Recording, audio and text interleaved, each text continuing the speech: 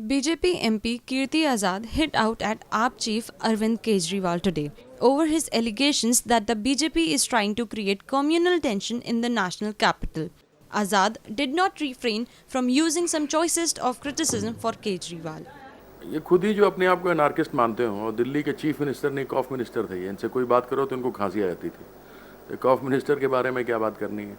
उनके लिए बात करने के लिए मेरे पास कोई समय नहीं है। जो आदमी अपने आप को एनार्किस्ट बोलता है और संविधान को न मानता हो, उसके बारे में कौन क्या बात करेगा? Powered by NNIS.